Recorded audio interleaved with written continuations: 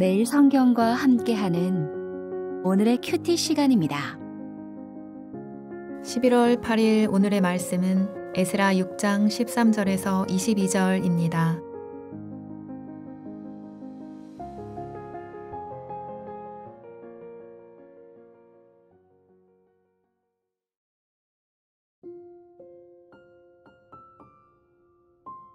다리오 왕의 조서가 내림에 유브라데강 건너편 총독 다뜨네와 스달 보스네와 그들의 동관들이 신속히 준행하니라. 유다 사람의 장로들이 선지자 학개와 이또의 손자 스가랴의 권면을 따랐으므로 성전 건축하는 일이 형통한지라. 이스라엘 하나님의 명령과 바사왕 고레스와 다리오와 아닥사스다의 조서를 따라 성전을 건축하며 일을 끝내되 다리오 왕 제6년 아달월 3일에 성전 일을 끝내니라. 이스라엘 자손과 제사장들과 레위 사람들과 기타 사로잡혔던 자의 자손이 즐거이 하나님의 성전 봉헌식을 행하니 하나님의 성전 봉헌식을 행할 때에 숫소 100마리와 수량 200마리와 어린 양 400마리를 드리고 또 이스라엘 지파의 수를 따라 수렴소 12마리로 이스라엘 전체를 위하여 속죄제를 드리고 제사장을 그 분반대로 레위 사람을 그 순차대로 세워 예루살렘에서 하나님을 섬기게 하되 모세의 책에 기록된 대로 하게 하니라. 사로잡혔던 자의 자손이 첫째 달 14일에 유월절을 지키되 제사장들과 레위 사람들이 일제히 몸을 정결하게 하여 다 정결하매 사로잡혔던 자들의 모든 자손과 자기 형제 제사장들과 자기를 위하여 유월절 양을 잡으니 사로잡혔다가 돌아온 이스라엘 자손과 자기 땅에 사는 이방 사람의 더러운 것으로부터 스스로를 구별한 모든 이스라엘 사람들에게 속하여 이스라엘 하나님 여호와를 찾는 자들이 다 먹고 즐거움으로 이랫동안 무교절을 지켰으니 이는 여호와께서 그들을 즐겁게 하시고 또 아스루 왕의 마음을 그들에게로 돌려 이스라엘의 하나님이신 하나님의 성전 건축하는 손을 힘있게 하도록 하셨음이었더라.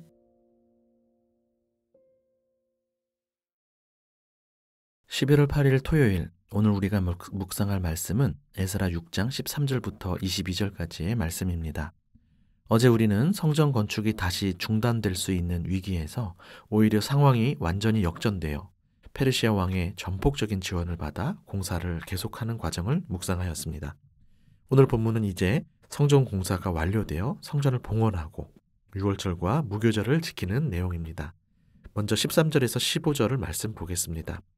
유브라데 강 건너편 총독인 다뜨네를 비롯한 고위 관리들이 다리오 왕의 명령에 신속히 행합니다. 외부의 도움까지 받은 유다 백성들은 내부적으로도 계속해서 선지자 학개와 스가랴의 권면을 따라 말씀에 순종하게 되었다고 합니다. 그러니 성전 건축이 형통하게 되어 결국 성전 건축이 완성되었음을 알립니다. 14절 후반부 말씀을 읽어보겠습니다. 이스라엘 하나님의 명령과 바사왕 고레스와 다리오와 아닥사스다의 조서를 따라 성전 건축을 건축하며 일을 끝내되, 여기 순서를 주목해 보십시오. 바사 제국의 최고 권력자인 고레스 다리오의 조사가 큰 영향을 미친 것이 놀랍지만 그에 앞서 하나님의 명령이 먼저 나오고 있다는 것은 이 왕들을 움직이신 것이 바로 하나님의 명령에 있었음을 의미합니다. 참고로 아닥사스다 왕은 나중에 등장하는 왕이지요. 하나님의 섭리 가운데 왕들의 지원이 있었음을 강조하기 위해 여기서 함께 언급되는 것으로 보면 될 것 같습니다. 성전 건축은 이렇게 하나님의 주권적인 역사 가운데 말씀으로 당신의 백성을 움직이시고 또 세상 왕들의 마음도 움직이셔서 완성되게 하셨습니다. 다리오 왕 6년 아달월, 즉 주전 520년 3월 12일에 성전이 완공되는데요. 공사가 시작된 이후로 약 20년 넘게 걸린 것입니다. 중단의 시기가 길었고 여러 반대와 좌절이 있었지만 결국 하나님은 당신의 때에 당신의 방법으로 당신의 일을 완성하셨습니다. 그러니 하나님의 선한 일이 우리 삶에 멈춰 있거나 퇴보하는 것 같아도 미리 속단하여 포기하지 마시기를 바랍니다. 두 번째 문단인 16절부터 18절까지는 성전 봉헌식이 드려지는 내용입니다. 16절에 보면 유다 백성이 즐거이 성전 봉헌식을 행하였다고 말합니다. 마치 축제 현장과 같았던 분위기를 예상할 수 있습니다. 70년간 바벨론 포로 생활을 했던 그들은 예레미야의 예언대로 성전이 무너진 지 70년 만에 성전이 다시 회복되는 일을 온 몸으로 경험하고 있는 것입니다. 17절에 제물의 숫자가 나오는데요. 종류 구분하지 않고 합산하면 712마리입니다. 솔로몬이 첫 성전 봉헌할 때에는 14만 마리가 넘었으니 그에 비해 너무도 적은 양이지요. 그러나 성경은 이를 비판적으로 언급하지 않습니다. 왜냐하면 숫자보다 마음이 중요하기 때문입니다. 만왕의 왕, 온 우주의 하나님은 이미 모든 것이 그분의 것이기에 많은 양을 원하시는 분이 아닙니다. 진심과 전심의 마음, 하나님의 행하심을 인정하고 송축하고 즐거워하는 그 마음을 받으시는 분임을 확인하게 됩니다. 특별히 이스라엘 지파의 수를 따라 숫 염소 12마리로 이스라엘 전체를 위해 속죄제를 드렸다는 부분에 잠시 머물러 봅니다. 현재 이들은 유다와 베냐민 그리고 레위 지파 중심의 공동체였습니다. 그런데 왜 12마리로 속죄제를 드렸을까요? 하나님의 언약이 이스라엘 12지파 전체를 향한 것임을 알고 기억했기 때문입니다. 그들은 온 이스라엘이 회복될 것을 여전히 바라보며 형제 지파들을 잊지 않고 있습니다. 전체 공동체의 회복과 하나됨을 구하고 있는 모습입니다. 예배는 이렇게 본질적으로 공동체적이며 하나님의 말씀에 근거한 것이어야 합니다. 잘 아시듯 이들의 기대는 다윗의 후손으로 오셔서 12제자를 세우심으로 새 이스라엘을 회복시킨 것으로 성취됩니다. 즉 교회의 탄생을 의미하죠. 새로운 성전에서 드린 12마리 속죄제와 현재 우리의 교회가 연결되어 있다는 사실이 좀 뭉클하지 않습니까? 과거뿐 아니라 우리는 우주적으로 연결되어 있습니다.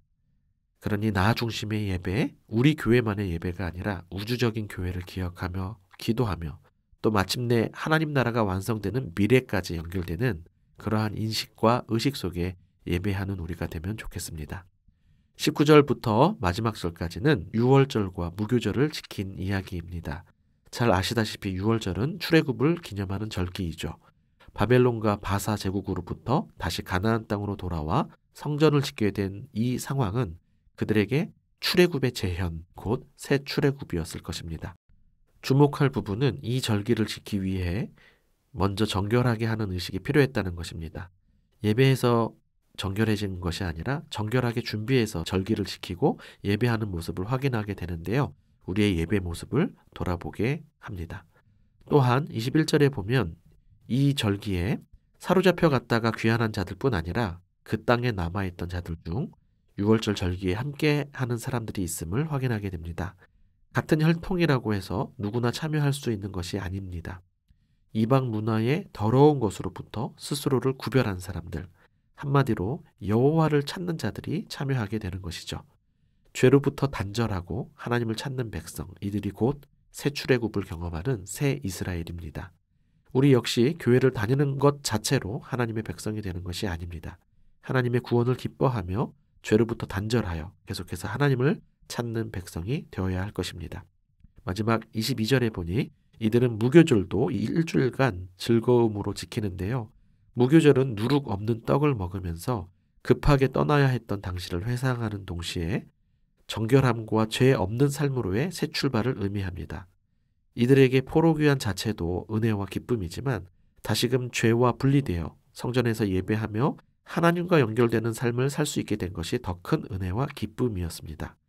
이 모든 기쁨의 근원은 다름 아닌 하나님이었습니다. 이는 여호와께서 그들을 즐겁게 하시고 또 아수르 왕의 마음을 그들에게로 돌려 이스라엘의 하나님이신 하나님의 성전 건축하는 손을 힘있게 하도록 하셨음이었더라. 우리 예배에 이러한 기쁨이 회복되기를 바랍니다. 기도하겠습니다. 온 세상을 다스리며 우리에게 기쁨을 주시는 하나님 아버지, 우리에게도 새 출애굽을 허락하셔서 죄의 세력으로부터 해방시키시고 아름다운 하나님 나라에 속하여 새 이스라엘 백성이 되도록 해주심에 감사합니다. 이 모든 일이 우리의 행위가 아니라 하나님께서 하신 것임을 고백합니다. 이 시간 과거에서 미래까지 또 이 자리에서 온 우주까지 모든 하나님의 백성들이 계속해서 하나님께서 주신 이 즐거움을 만끽하며 즐거이 예배하는 삶, 즐거이 죄를 멀리하고 하나님을 가까이 하는 삶을 살 수 있도록 인도해 주옵소서. 모두를 위한 속죄 제물이 되시고 참 성전이 되어 주신 예수 그리스도의 이름으로 기도합니다. 아멘.